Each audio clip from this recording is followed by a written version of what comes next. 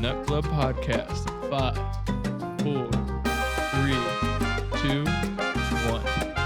And we're live. Welcome to the episode 2 of the Nut Club podcast, guys. Thank you for joining us today. We've made it this far. I know it's a momentous day. I honestly never thought we'd make it this far. I thought after the first one, somebody'd come in and I don't know who'd do it, but somebody'd cancel us. Oh, there's still some. There's still time. Episode 2. We've come so far. We can always quit. It's only going to get better from here. That's right. We actually get to see what John's face looks like today. No sunglasses today, John. Oh, it's beautiful. Beautiful the lights. Yeah, that's why I was wearing sunglasses. That's Blues Brother vibe, though. We may miss that. Yeah. Awesome. So I was at the gym the other day, and I was noticing the different uses in like Smith machines, versus exercise guys are doing with actual bench presses, which kind of led me to the thought of, what is the main difference between free weights and machines? Because isn't there a little bit of valuability in having those stabilization muscles worked out like as such? Yeah, I don't know if valuability is the right word, but I don't know if that is a I word. like it. it's a good word. You know what? We'll keep it. My wife and I got in an argument about the word devolve because she tried to say that was not a word. I think that is a word. It is a word. Yeah. So I'm gonna. Does he not know the valuability of the word devolve? And There you go. You know what, Jared? You continue answering that question, and I'm going to look up the dictionary real quick. Okay, good. so pull up some roasters. Now, if free weights versus machines, Smith machines, things like that, right? That's what we're talking about. I think a lot of it's preference. There's a benefit for each one, though. Like if you really want to think about it, obviously everybody thinks. Well, I think everybody thinks that free weights are superior. If you're really talking to somebody else, if you're doing machines and somebody else is doing free weights, they think they're better than you because they're doing free weights. But really, when it comes down to it, there's benefits for each one. If you're working out by yourself, machines are actually superior in that way because there's safety mechanism built into place. You can change the weight much easier. And if you're not really familiar with the exercise that you're doing, it's pretty much set out for you, right? If you're doing a bench press by yourself, you really can't push yourself to the maximum by yourself safely. But on a machine, you can do that. On a Smith machine, you can do that. But so on free weights on the opposite end, though, you do have the stabilizer muscles that are not coming into place. And so, with free weights, you get to stabilize the exercise and bring in more muscle recruitment. And it's definitely harder to do, free weights versus machines. But I think there's benefit to both of them for sure. What about for like injury prevention? Definitely machines are going to be superior in that way. So, you can definitely hurt yourself on either one. I was about to say, I think you can hurt yourself either way. The classic. I've probably hurt myself on all of them, to be fair. The classic thought, I'm pretty sure, Jared, correct me if I'm wrong, is free weights recruit like more stabilization muscles. Mm-hmm. Get some of those like flexors and ligaments that people don't quite care about as much to train. Yeah, they're extremely important as well. But yeah, if you think think of like a hammer strength bench press or some sort of machine bench press, right? It's really the motion is locked in. You can't go beyond the motion. You follow the motion. So really all you're focused on at that point is just pushing, and you can push as hard as you can, and you can do it with bad form if you want to. You can arch and you can push. Some people, if they can't quite finish the exercise or trying to push with their side lower and stuff. back. Yeah, use their lower back. But if you did dumbbells, which is one of the best for comparison in this with stabilizer muscles, you have to keep the dumbbells stable at the same time while you're pushing. So you have two different movements that are going on. Because if you watch I took my kids to the gym with me this last week, and one of them did bench press, and half the time the problem is he has to figure out how to keep those dumbbells stable. Yeah, going up like while forward he's and going backwards, up. Yeah, harder and and you up and down. Yeah, so you have all sorts of different stuff coming in on free weights. So that's where free weights are definitely superior in that way. But if you're working out by yourself or you're trying to push yourself to the max, machines are very good. I'm really not going to have one being better than the other. I think you use both. There's lots of times I used a Smith machine for incline bench press and just rolled a bench underneath it because I was working out by myself and I wanted to push to an absolute failure. And you can't push to failure on a bench press by yourself because you'll probably kill yourself. You definitely can, but it's way more dangerous. You can use those like the safety racks and stuff, but you need to know what you're doing if you're doing that. Probably you got to be the douchebag in the squat rack. if you're I going do to. feel like the ease of entry with the machines is nice, right? It's so simple.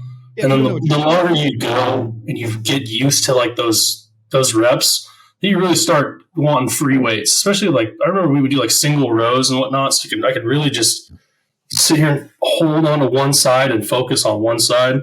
And that level you don't get with those machines. Not that everybody cares, but once you start going to the gym long enough, you really start trying to slow down the motion of your movements, and you really start. And I think the free weights gives you just way more ability to do that.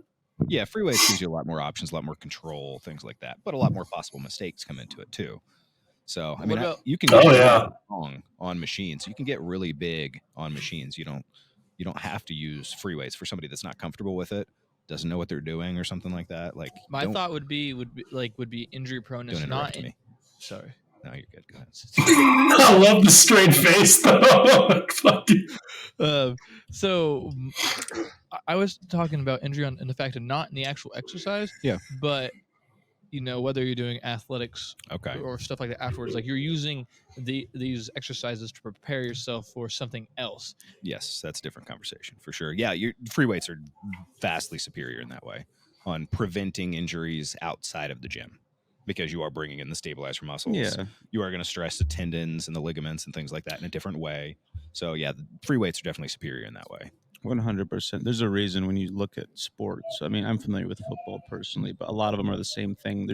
They're all doing explosive plyometric lifts, like hang cleans. Like not snatches, deadlifts. A lot of times, Power some moves. yeah, exactly, bench press. But they're almost always with free weights. I don't think it's because free weights are way better. It's the thing that Jared just said. Like when you're talking about preventing injury, those are the things that matter more than just your pure strength and your muscular flexibility. It's having everything else around it, the ligaments, the tendons, those also getting work, and the free weights is much better for that. Yeah, you can even look at like single leg exercises, because that's one way that you could bring in stabilizer muscles. If you did like a single leg press or something like that, you could compare it. It's not the exact same exercise, but you could try to compare it to like a lunge or something like that, and you just are not going to get the same type of balance work, which I think in sports and athletics is huge. And you're not going to get the same balance work, and you're not going to get the same activation of all the different muscles that you would if you did free weights. So for sports, I mean, yeah, you really probably shouldn't be doing as many machines, unless you're doing that just for strength training and you're bringing in balance training elsewhere, you bring in stabilizer muscles elsewhere. So really, I mean, the answer is always it depends. So yeah, I think one of the biggest words to keep in mind in this conversation is familiarity. Because if you've been doing bench press for a long time with free weights, you're probably going to prefer that. But there's nothing wrong with going to the Smith machine and doing the incline one and kind of instead. Like I think they're both just kind of different avenues for a different thing, if that makes any sense. Yeah, That's really totally fair. Yeah. Go ahead. You got something to say, Rich? Well, we would switch it up because I remember I get into the routine hard, and then I end up just doing the same thing every week, which is detrimental, right? So then every now and then you go in and you just do the machines that day instead of the same old free weights, and that always helped a little bit. But that's really the only way I was submitting back into the machines. Otherwise, I come in there and do the same favorite movements and sets, that I like. The machines give you an opportunity to switch in. I almost consider it a different angle of the same exercise. Like you could do bench press, you can say incline, decline, flat. You can bring in dumbbell bench press, incline, decline. You can bring in lots of different angles. Each one offers its own benefit to switch it up. If you're plateauing in one area, change the angle. Your body's going to recruit muscle fibers just slightly differently, but you're still activating the same muscle, and you can work through that plateau. The machines really just bring in that same opportunity for you, where you can hit the muscle in a different way and break through plateaus, because that's the name of the game, is constantly getting stronger and breaking through plateaus. That's how you build the muscle. That's how you get stronger. Right. That's how you get huge. And so you gotta constantly find ways to break plateaus. And if you can't break the plateau on, say, like a bench press or an incline bench press, switch to the hammer strength machine, and do that. Or even factored in, like my plans always factored in multiple types. I had essentially a 2-week split that I repeated every 2 weeks. So every month I would only do the same exercise twice a month, if you think about it. But every time I'd come back to that exercise, I would try to get stronger in it. So you have 2 weeks in between doing hammer strength incline, and you're going to try to get stronger the next 2 weeks. And so you're hitting it from different angles each time. But obviously, angles aren't that important. It's just the fact that you are stimulating it in a different way. Your body's getting a different stimulus, essentially. What about, coming back from injury and wanting to work off of machines first before going into free weights? Is that some, because that might take a lot of the factors out. So obviously injury prevention, but also rehabilitation, like being able to get back to the gym sooner based on limiting your range of movement or possible movement with things like Smith machines and other machines and whatnot. Yeah, I think you see that a lot with physical therapists. When somebody's coming back, they put them on machines and they do real light weights for the most part. Like there's something you can do, on a leg extension with 5 pounds that you can't do with your body weight otherwise, for the most part. And so I think there are definitely advantages for that coming back from an injury or from a muscle tear or something like that, because you don't have to worry about that, instability coming into play. Like when I tore my bicep, and I was coming back from a bicep tear, it's still a dumbbell because it's not that hard to do. I just did dumbbell curls. But, if it was something bigger, a quad tear or something like that, it would be much safer for me to get on a leg press and do a leg extension than it would be for me to try to squat down and build that back up the same way. Yeah, it's a really good point to bring up. Like sometimes range of motion instability is not what you want. And that's when the machines shine so well. Yeah. I've had lower back problems for a long time. Like me doing bent over rows or rear dead like leg lifts, RDLs. Is just horrible Romanian. for me. Yeah, that's what it stands Romanian for. deadlift, yeah. Yeah, I got it eventually. But doing the chest supported rows for me is infinitely better for my lower back than doing kind of the free cable ones that most people do. Yeah. So in that regard, like the machine really helps, but it does kind of limit your stability and like range of motion in some ways. I feel like sometimes it's a little counterintuitive to people. That's really a specific thing. But all I'm saying is machines can be just as beneficial as free weights, I think. Yeah, but to your point, everybody has a specific, just like you're bringing up, right? Everybody has that one thing that they prefer the machine on. I brought up rows too, but it's not the rows, it's the lateral here. I like the halfways. They just help me guide down because I don't do that motion very well to pull that lat, just really flex that lat. Yeah. And there's something that should be said about those half and halves. Like I believe Cyber does them. Like they're half free weights, half machines. They really just guide, but they still have the free weight and movement axle to them. I like those a lot too. Yeah, it's kind of like a blend of the two, somewhere in between. Yeah, that's the nice thing about having the safety mechanism, where you're not going to hurt yourself. That was always something, because I like to train to, failure of form. And we say failure, but it's really failure of form. And when you get to a failure of form on something where you can lock form in pretty well, like it's very possible that if you get like on the bottom of a bench press or something, you're not going to get back up. Or any of those other exercises, you need some sort of support mechanism. So I always like the machines for that ability to push beyond my comfortable mental level of where I would push myself normally. Right. Mm-hmm. I think there's also like kind of not a stigma, but like, well, a little bit of one of like, if you're like a bigger guy or like what you're doing, you're probably not going to be on any machines. It's like, dude, that's like the total opposite in my brain. Yeah, no, you're definitely going to use machines. Like it's smart to use the Smith machine for bench compared to doing bench by yourself. Like it's just, I don't know. I feel like that's a silly stigma. I think whenever you get more advanced, you realize there's a lot of tools and you use a different tool for a different job. And so not everything needs a hammer, so sometimes you just use a different tool for the job, and that's what the machines are. Yeah, that's a great point. But, lots of guys aren't even working out their legs though. Most guys are just skipping leg day these days. Not me. Not you. Not me. What are you doing for legs? You should see what's beneath these sweats. Careful there. PG. PG. I mean, leg day is just not a fun day to do. Let's just admit it. Well, the ladies like leg day more than guys do. So they seem to, that is kind of the equivalent. So is it legs, or is it the importance of the muscle that you're training? Like we've all seen the chicken leg guys that have big upper bodies, but they have little tiny legs. And then you got the opposite with girls that are barely training upper body. That's a great question. Well, there's some incentive. Big legs. There's some incentive for the women though, right? For sure. But just like there's an incentive for the guy to train upper body. Right. Because, guys, chest, shoulders, triceps. I mean, you got your beach what is it? The beach muscles, or whatever. It's like chest, shoulders, tricep, abs. That's what guys that, especially in high school, whenever you're starting to train, like that's all you train. I agree that beach muscles are important, and that men probably look at those legs like they're not as important. But there is no soreness worse than leg day soreness. Yeah, the leg day soreness, it'll get you DOMs. Inner groin, especially, like if you gotta go to the bathroom, or you get up from your sitting, or you wake up in the morning to get out of bed, dude, that pain, it's unlike any other. So I would say that's got to be up there as a big factor why we don't, or at least we don't go hard on leg day. I think it has to do with the juice not being worth the squeeze. Yeah. Shout out to Marquez. Yep, shout out Marquez. Hope you're listening.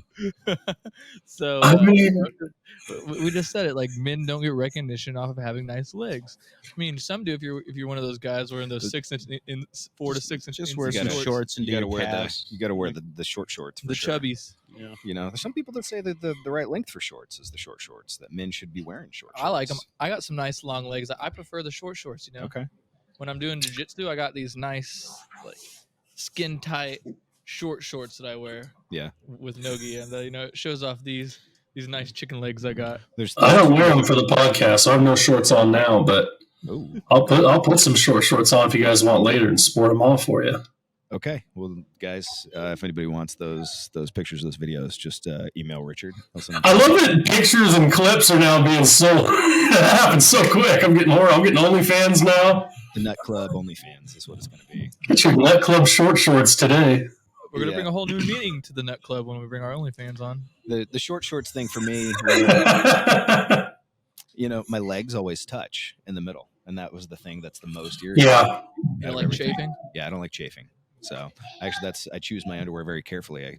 They have to protect my legs from. I still chafing. have absolutely a bottle of Gold Bond powder. I'm pretty sure from football. Talcum powder is going to. Dude, No, it's talc free. That's okay, the exact reason. Powder. We've all been there. Wait, really? I'm sure there are some studies on it. And then, so what's the difference in talcum powder and baby powder? Is that not the same thing? I think it's the same thing. You're not supposed to breathe that stuff in. I think they are similar, but there's just a warning label. Yeah, gotcha. They're a big Well, pharmacy. if you got to choose between breathing in carcinogens or having chafy legs and balls, what are you choosing? Yeah, it's a no-brainer. Chafy legs. Have you guys tried Okay. Have you guys tried the underwear where you're like, your junk kind of has its own pouch? I have not. I don't know if that would be comfortable, to be honest. Right. I don't need the separation. Yeah, I know. I've been a boxers guy since I was in 9th grade. I stopped boxers in middle school because there was one time in track practice I was doing lunges down the track, and they just started grabbing my legs every time with sweat, Oh, yeah. my legs like crazy. And since then, I have never worn boxers again. I never will. Dude, I only wear like compression shorts. Yeah, like, it's compression shorts. Yeah. Strictly. Yeah. Strictly. Duluth underwear. This is a free shout out to Duluth for the greatest, most comfortable underwear on the planet. If you guys want to sponsor our podcast, Minnesota. I got sponsor me, Duluth. Yep. I just want to say That's it. Yep, I'm that's it. my wife. underwear? Shout out Nicole. The Lululemon was I think the birthday present or Father's Day. They're not my favorite though. My favorite were actually these Core Pros from Target, and classic. Yep. so they don't make them. They were the best ones by far. I've had those pairs for at least 10 years. I'll still Were wear they them. like the cool ones, like the one that keeps keep the cool?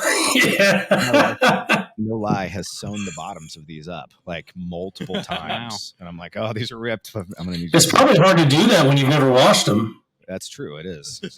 Wow, good for her though. And My wife was part of it was like a Lululemon ambassador for a while, so she got the discount. So Oh. our underwear drawer is just like Lululemon. It's it's fancy. They say that you're not supposed to be wearing polyester though. Polyester leaches those forever chemicals right into your taint. So I guess it's the risk I'm going to take here. All cotton boxers, baby. Yeah, you're supposed to go organic cotton. Yeah. Between that and the talcum powder, dude, my taint's getting jacked up, dude. These days, So. Yeah, if I don't even get like organic beef, you think I'm gonna get organic underwear? Yeah, dude. They say it's PFAs, the forever chemicals that they can't go out of your body. Like that's what it is. And they're even tying forever chemicals to obesity and all sorts of the problems these days. Do you think if parties. Okay, that's good.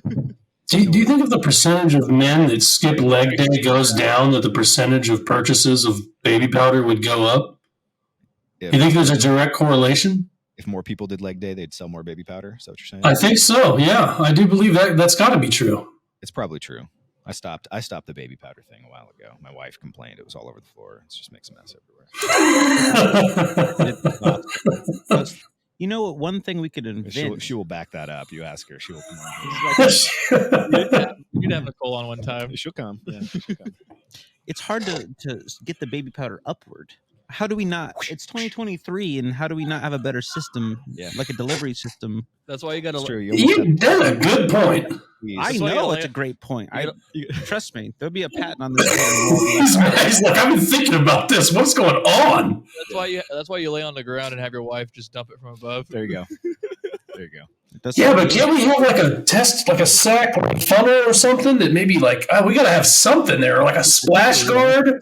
No. I think I've got it, guys. If you want your real answer, you just have to take a page out of the book for the rock climbers, and they'll put their in like a little sock kind of bag or something, and then they'll like smack it against their hands. I think if you can do that with baby powder, you just, just grab it and smack your sack with it 4 or 5 times. Boom, good to go.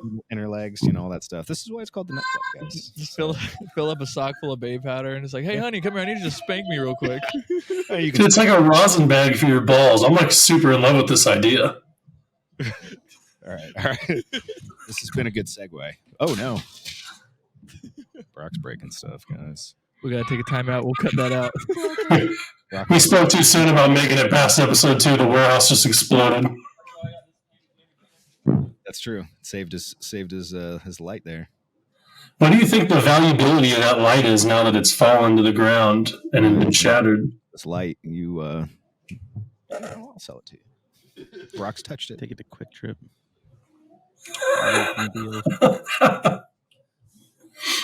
We're not sponsored by Celsius, but we can give them a nice little shout out for making great energy drinks. I've literally gotten at least 3 people to start drinking Celsius. I'm not joking. They should sponsor you, man. They should probably they should kick you back some cash. Like I'm literally doing. You just cut out any of me drinking it. I'm just saying, dude. I'm doing the Lord's work for Celsius. It's true. I like they give me the free cases whenever I'm near them. Yeah. They're like, here's 2 cases of Celsius. Take it with you. Like, my guys drink it. I was talking to one of my friends who works in a sober house, and they're all just junkies who smoke cigarettes and drink energy drinks all day. You gotta trade a vice for another vice, They're not doing other drugs. The point is that these dudes actually go through energy drinks all the time. I'll take People caffeine are and happy nicotine when they're on the day. caffeine. Yeah. But anyway, Brock had a good video. Yeah, I'll show you that. I'll show you that later, John. It reminded me of you. To get back to the leg day, it flows right into free weights, in my opinion. The reason guys aren't doing leg day is because, and if they are, they're choosing machines, and they're very rarely are you seeing somebody use free weights for leg day, and it's simply because it's hard. And I think that's really I agree. Yep. Painful to train legs. Yeah. But that's why big legs in a guy is really like the status symbol for the most part. I'm just gonna say, just legs up here. You know what they say about big legs? Big sweats. That's true. I mean, doing free weight squats after a while is it's just way harder than doing leg press. It's just the God's honest. Yeah, squat is something you have to prep for, just like deadlift. I definitely feel you. Say it's great on your knees? Yeah. The only time squats are bad on your knees is when your form's bad. Yeah, I don't have you have to. If you look at a squat, what it puts. If you go deep enough, that's where the problem is, right? If you're not going deep enough, then it puts all the pressure on your knees and you stop early. But if you go correctly, it's the hips is the actual. I totally agree with you. And point. People's toes point always straight at the mirror when they should point out. Yeah, they need to point just slightly. I totally it's more of like a normal stance. It's not so much. There's no right form for everybody. Everybody's legs are different. Some people have a longer lower leg versus upper leg and things like that, and so that changes the whole thing. But yeah, you'd have to find something comfortable. But the real answer is, if you go deep enough, the tension switches to your hips and to your glutes. And that's where you actually get yourself out of it. But if you don't go deep enough, you put all the pressure on your knees. And I think that's where people are having the problems with knees, with squats. Yeah. Squats are great, man. Your body's made to squat. You ever seen Japanese people taking a dump? No, I haven't. Never been to Japan. I've never. A good squat is Jared watches a lot of that on YouTube. So I've never watched it. I'm just not sure. They have a hole in the ground. And I don't know if it's just Japan or if it's all the Asian countries. India, I think, does that too. They literally just squat and just go right. It's wild. You think that it ever splatters back up on your heels? I'm sure it does. I'm sure it does. That's why they don't skip leg day. They don't have a choice. Like that, you know. Yeah. Yeah, gotta be careful. I will say though, as far as mental, getting ready to do a machine or to do a set of 4 or whatever it may be, that squat rack is tough because when you're pushing yourself, like to get the last 9th or 10th rep out of a bench press is whatever. Getting the last 9 or 10th out of a squat, boy, that is testing your mental fortitude and everything. You know, you got to push, and it's an excellent exercise. But I do feel you. I feel like that level, that threshold, blocks people from wanting to. So you just go to the leg press. You go to the trick. There's a trick from a guy. I don't remember who said this, but most people are just not engaging their glutes as much when they're doing it to get out of the hole. Like whenever you're squatting, right? You have to actually try to pinch a coin with your butt cheeks. Oh Lord! Squat. So that's that force that helps you get out. It doesn't make it easier, but it does help with the form. But you gotta imagine that little pinch the coin. That'll help you finish that exercise. I can totally hear what you're saying about the squats. I think that it's going back to the whole classic, how machines are just easier. Oh yeah, like for sure. we're proving that point. Like if you do these 4 or 5 things, squats are great. Yeah, but if you just go to the leg press machine, there's probably a good chance you get some sort of benefit with it. If either one, you don't know what you're doing. The machine's going to be better initially. Yeah, if you don't know what you're doing, don't squat. It's much better for you to find an expert and have them teach you how to squat than it is for you to squat and have to unlearn your terrible squat form and then fix it down the road. It's much better to just do a leg press. If you're talking bang for your buck, though, squats, if you could only do one exercise, a squat is going to hit every muscle in your legs and you are going to dominate. I mean, you get glutes, you get hamstrings, you get quads, you do get calves. Maybe not a little tibialis. You may not get the tibialis, but other than that, you are hitting everything in your leg, and that's where squats are superior for sure. And doesn't doing squats before you work out increase your testosterone? Yeah. Squats increase testosterone as well. I think anything that hits a massive muscle like that and causes that sort of response from your body boosts testosterone production. So if you're only going to do one exercise for your lower body, would it be squats? Yeah, if I was limited to just one exercise, it would be squats. Would you what about deadlift? I don't consider more on the lower back side. It depends on how you do the exercise. I consider deadlifts more of a back exercise. Like if I'm going to put deadlifts in my program, I put them as a back exercise. So we're splitting hairs. You do hit legs with deadlift. But yeah, if I was going to do one back exercise and one leg exercise, it'd be deadlifts and squats. And that would hit a lot of your body right there. I mean, that's... Even when I do good form deadlifts, the back of my legs are shot. Yeah, they're all, they always are, but not like you said. My lower back gets murdered. I have great form in my deadlifts, but even when I bend my knees and I try to do it as proper as possible and keep my back out, I really try to focus on the back. When I'm done, it never fails. It doesn't matter if I'm in there for 4 months straight going. It's gonna especially where my hamstring is and everything. Just you got to pinch the coin, bro. You got to really think about what a deadlift is, though, right? You are sticking your ass out, and then you are pulling your ass forward. That is most of the deadlift that you're doing, right? And so when you stick your ass out, you're very vulnerable. It's the best way you can put it. Is you're making yourself vulnerable with the deadlift. And then whenever you're moving forward, you are pulling your hips forward and squeezing your butt cheeks together as part of that finisher for that exercise. We'll take some of that off of your hamstrings. I can see that. I'm so focused on my back being stretched out properly as I pull up to the top of the form that I'm not even. I can see that actually. Pinch a coin. Yep. So how come is it that like heavier dudes kind of tend to go towards when they first start working out like? Because I always see these like for lack of a better word, chunky dudes. Yeah. Just railing out these crazy squats or deadlifts and whatnot. Is that just because they have confidence there and that's what they do? No, I think it's probably a mix. There's something to be said for the leverage. If you got a little extra weight on you, you got a little extra leverage benefit in something like a squat, not so much a deadlift. But I also think that those guys tend to just be stronger. If you're eating in excess, you got to think what builds muscle is excess calories. Those guys are carrying a heavy load. If you think about just an extra 50, 60, 100 pounds on your body, your muscle has to adapt. Dude. And I think they're just naturally stronger. I think you'll find that the bigger guys just tend to be stronger than other. It's not a universal truth by any means, but it almost seems like that they like almost have an advantage when they start working out because it seems like they're burning fat and gaining muscle at the same time. Because you see these guys have these crazy transformations within 2 or 3 months where they go from being these fat dudes to just jack. So like, are they technically building muscle and burning fat at the same time? Is that even possible? Or It's possible. It's doable. It's much harder for people to do than they think. That's kind of the holy grail, right? People want to build muscle and lose fat. And if you are heavier, it is definitely easier for you to lose body fat at the same time while you are building muscle, for sure. It really comes into finding that sweet spot, because you have to think about what building muscle is. And of course, it takes the stimulus, that's the exercise, but then it takes the recovery, which in the recovery, you need extra food, extra calories. If you don't eat enough, you're not going to build muscle. But if you eat too much, you're going to gain body fat. Now you got to think about the opposite. How do you lose body fat? Is by eating less than what you're burning. So you have to find this magical range in between where you have supported your body's muscle building, with calories and nutrients, but also not eaten so much that you can actually burn fat. So you're eating just slightly under what they would consider a maintenance level.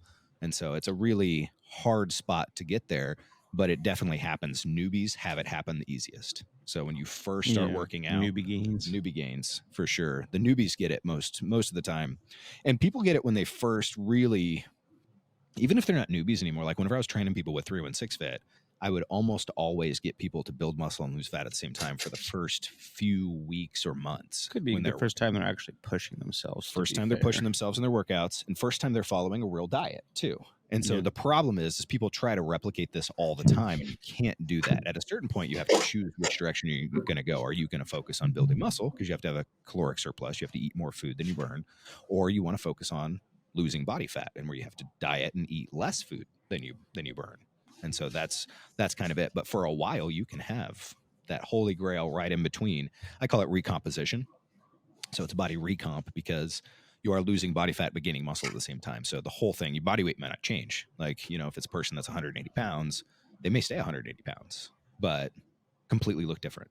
So not losing weight, they're losing body fat but gaining muscle at kind of the same rate. That's why the mirror is such a better indicator than the scale. For sure. Especially those first couple months you start training or doing anything. Yeah, the scale's a liar. Fuck the scale. What about, like, do you still get the same newbie gains off of people who may be active, just not active in the lifting weight sense? Yes. You get newbie gains are like what I would consider serious. The first time you've gotten serious about something, the gains happen.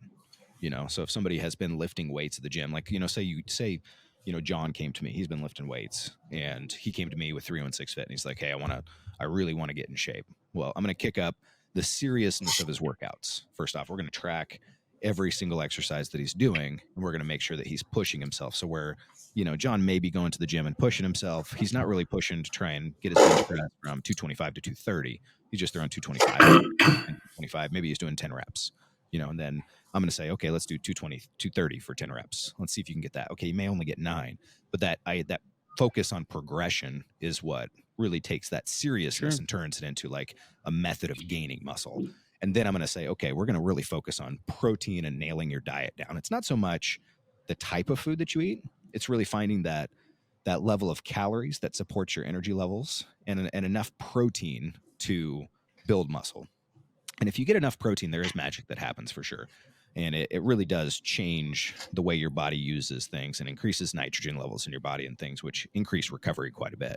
And so I'm going to say, okay, John's maybe been getting 150 grams of protein, but we're going to crank him up to 250 grams of protein beyond the regular. The rule of thumb is 1 gram a pound for lean body mass. And that's a pretty safe rule of thumb, but there's evidence that going above that is more advantageous. So we're going to go 250 grams of protein a day, and we're going to find that healthy range of calories for him where it supports energy levels, but he's not, putting a bunch of fat on or something like that. Once we do that seriousness of the diet, and once we do that seriousness of the exercises, even though John's been working out for years, and even though he's already strong, he's going to accelerate and start gaining muscle much faster, especially for the first 2 months that he would work with me. And it's very likely he would lean out at the same time, just simply because we're pushing harder than we've ever pushed before, and he's taking everything more serious. You'll see people that'll do a bodybuilding show and transform their body more than they will, in 5 years. They'll do it in, 6 months whenever they start, getting serious about going to the gym. Doesn't have to be bodybuilding. It could be a bikini competitor or something like that. Just the seriousness of eating the meals every day, not skipping meals, not cheating on their diet, not skipping the gym, pushing for strength increases at the gym. they get more results in that 6 months than they might have had the 5 years before it. And that's really that focusing, and that's where this hard work mentality really does pay off in the gym. It's the discipline and the consistency. Yeah. It's those two things that never change, but we all want to work around. Yeah, for There's sure. got to be a different way to do it. Yeah, there's not. It's hard work for sure. Yeah. So that's but that's maximizing your results. Sure. Not everybody's in this to maximize things to the Sure. utmost level. Some people just want to feel good and be in shape and be strong and not dedicate their life to it. But if you're doing it the way I'm talking about, I mean, it takes a mental focus. It takes a mental stress, because you do have to prepare all your meals. You do have to know what you're going to eat. You do have to say no to the other things that people are going to offer you. You do have to make sure that even when you don't feel like going to the gym, it's a lifestyle focus. Yeah, it's a lifestyle focus. And so not everybody wants that, and that's okay. It's not to say that everybody needs to be this serious by any means, but just to know that if you want those results, that is what it takes. But it's perfectly acceptable for you to find a balanced medium somewhere in between there too. Yep. You like going to the gym, you like eating healthy, but it's not your entire life. Well, that's workable too. And you can make great results doing that, because the biggest part of it, like John was talking about, is discipline and consistency. You stay consistent for years, even if you're not going, with as much protein as John. If John sticks at 150 grams of protein instead of 250, and he wants to do that, and he keeps working out hard, and he keeps doing all these things, he's still going to be making progress. The consistency dominates anything else. So it's not about rushing to the finish line. It's about staying consistent over the long term. And for a lot of people that are not going to do a bodybuilding show or something like that, it's more about finding what they can do in their day-to-day life that makes it so they can be consistent. Even if that means that they're 80% of the way there. That extra 20% to get to 100% efficiency is a lot of freaking work, man. And so to stay at 80%, I eat healthy 80% of the time. I work out 80%, that kind of thing. That's awesome. For an average regular person that just wants to be in shape, that's the way to do it. Do you think that one of the issues we have is that we put too much emphasis on all in and not appreciate the fact that, going in 80% still has huge positive benefits? Yeah. And whatnot? Yeah, I do. I think that's the mentality of the fitness mindset right now. I mean, and it portrays itself in social media is really where it's coming from. Social media portrays it in the entrepreneurial lifestyle, in the success lifestyle, in the fitness lifestyle, all of these things that say, if you want these massive results, you need to go all in. You need to sacrifice other areas of your life to be successful in your fitness goals, to be successful in your business, and as an entrepreneur and things like that. And I think that's a mistake of the current generation on social media, because yes, that is true, but it's not the most important thing in your life, right? You got to find that balance of what else. If you have a family, that should be number one in your life, even though, you can make the argument that, me going to the gym every day is still putting my family first because I'm supporting my health and all these things. Yes, I agree. But, there's a difference between dedication and obsession. And I think this all-in mentality is all about obsession. It's all about trying to push yourself to this, superhuman level, and saying, if you don't get there, you should feel like a failure. And that's not true. You should feel great. You should be proud of going consistently, of getting those results, of finding a balance for yourself. I think that's really what should be the focus. You should celebrate those wins. If you lost weight, if you built muscle, if you feel better than you did, that should be celebrated as success. In fairness, go ahead, John. Go ahead. I think it's a classic example of you have to enjoy the journey as much as the destination. For sure. These things aren't going to happen overnight. And if that's what you're looking for, then it's going to be really hard to stick with it. I've heard a lot of people are, all right, I'm starting to run a mile every day, tomorrow. And by the fourth day, when they don't run that mile, they feel like a failure. Yep.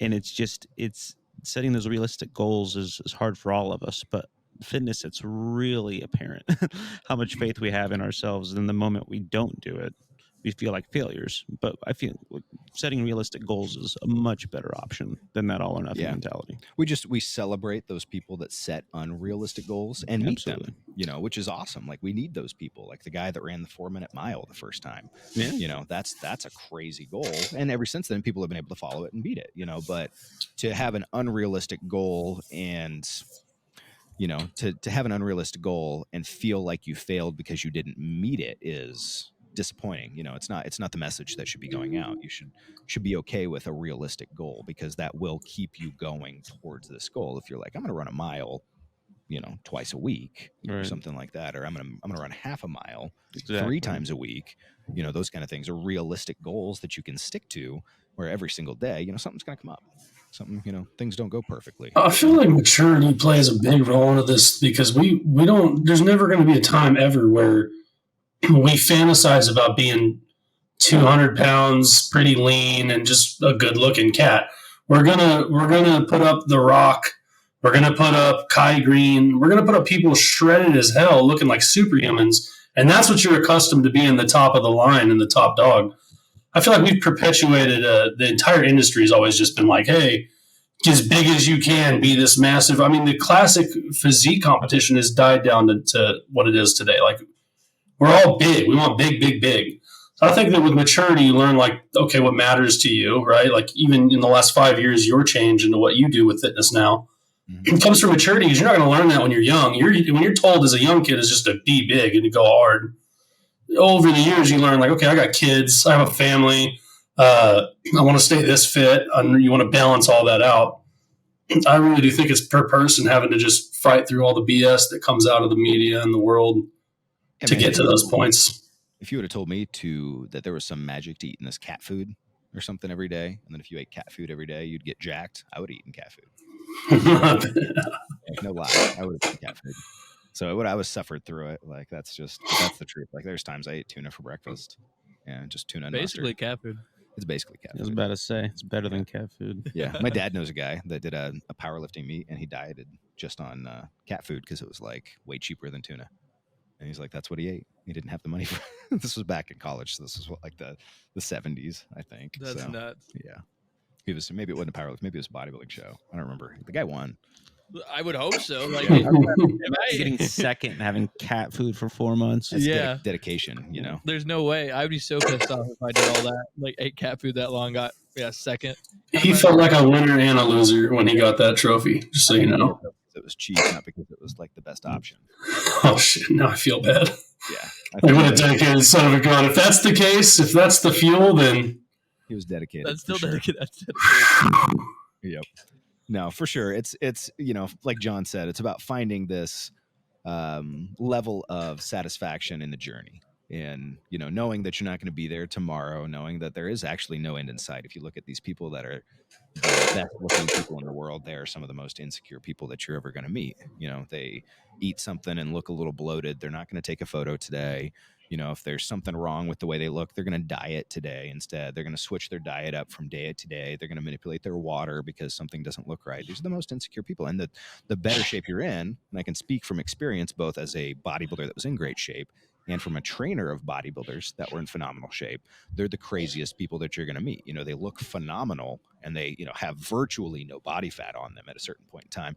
But they see just this tiny little bit still on their love handle or something, or on the bottom of their chest. There's just this tiny bit. Drives them freaking nuts. And it's like everybody else looks at them like, damn, dude, you look freaking awesome. How do you look like that? And they just look at themselves, and all they see is flaws in the mirror. They never see how good they look. And then maybe years later, they look back on themselves and like, damn, I really was in great shape. That's crazy. Right. I look back at photos and I really was pretty great shape in that bodybuilding show that I was disappointed that my hamstrings weren't more shredded. And I'm like, to me, now. Yeah. So it's those people, when you focus on anything like that, you drive yourself to a neurosis. And I'm sure it's the same for some of the richest people in the world. You're the richest person, you're the most successful person in the world. There's still more money and more power and things that you don't have. I just wanted to interject that valuability is a word. So. Okay. All right. Valuability. Yeah. So. I'm more impressed that it took you 45 minutes to find that out on Google. I found it out a long time ago. I was just trying to figure out the right moment to, If you've stuck with us this long, that was the payoff. Yeah. If you're stuck with us this long, valuability. You now know that is a word. Yep. That's right. That's right. But yeah, I think that's a good place to wrap it up for this week's episode. And is there anything you'd like to share with the people, Jared, John, or Richard? Nib high football rules. Yes, if you can name the reference. I can. I got nothing. 3 seconds. Can I? No. Sir, it's Billy Madison, people. Billy Madison. Come on. Come on. He's on stage. It's been a long time. He's giving a speech, and at the very end, he's like trying to get everybody excited about it. Nip High is the school he's going to. It was a bunch of incoherent rambling. Is what it was. This was the dumbest thing I've ever heard. God, man, just say no, man. Watch Billy Madison. I don't It's remember. glad. Comedy died in 2010. We can talk about that at a different podcast. Yeah, Comedy sure. died in 2010. Hey, maybe when Adam Sandler Rest comes in down, we'll peace. have him on as a guest. That'd be great. Let's get to the point where he wants to come hang out in the warehouse. I do miss the golden era Yeah, for sure. of comedies. Well, in the words of Richard, thank you for pumping one out with the Nut Club. Cranking one out with the Nut Club, people. When I was dieting, I would always tell him, let's crank it up. So I think it fits. Oh, so you've been cranking it for a long time, is what you're saying? Yeah, let's crank it up a notch. Now we're just cranking it out. Now we're cranking it out. Wow, dude. Podcasts. I don't know if I've ever seen anybody crank it better. I don't think so. I think this is episode 2, way better than episode 1. So imagine where we'll be at episode 3. Yeah. Exactly. All right. This was great. Sayonara, everybody. Peace out. Later.